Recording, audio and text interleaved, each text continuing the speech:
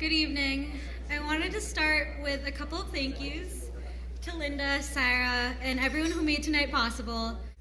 To the coaches and league directors who tirelessly and thanklessly work to provide this incredible activity to thousands of kids across the country. Y'all are really incredible, except even though mine's clearly the best one. Hi, Cam.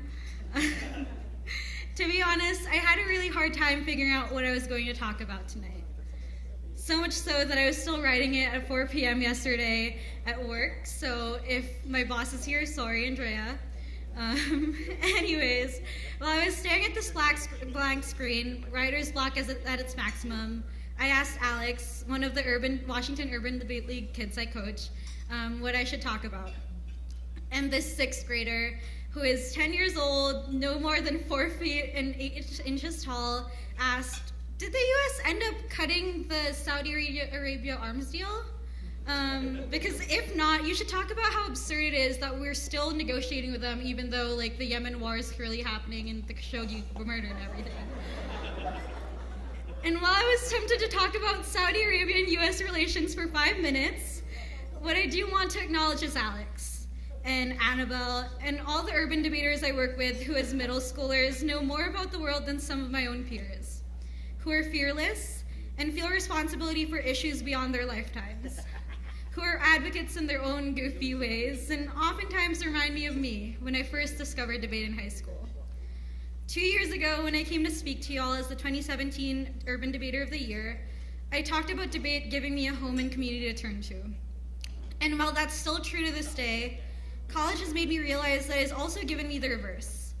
Debate gave me the ability and the strength to quite literally leave home when I needed to. When I moved to DC to start attending Georgetown, I did not know what to expect.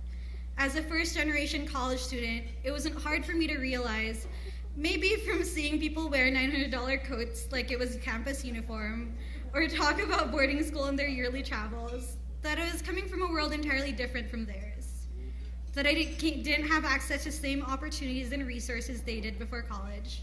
That I was in a lot of ways just different. I could have felt lost and isolated and very, very alone. I could have felt like I wasn't good enough to be here or that I didn't fit in, which I'll admit I did feel at times, but despite all of that, I still have the lessons I learned in debate to keep me grounded.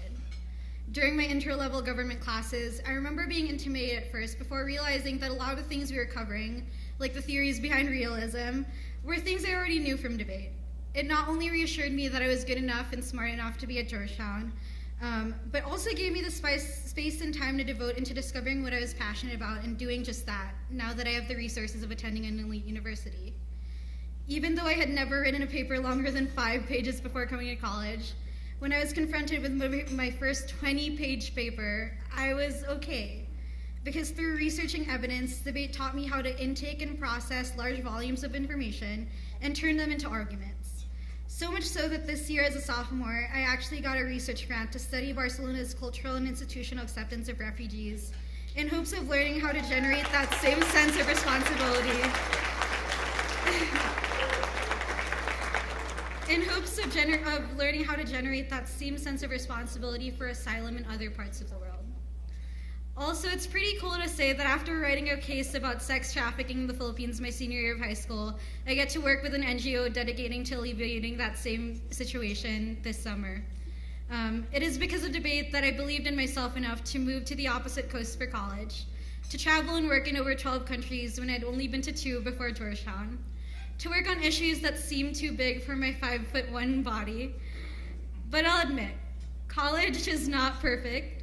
There are still days where I feel alone, where I am exhausted beyond belief, where I still think I'm not good enough.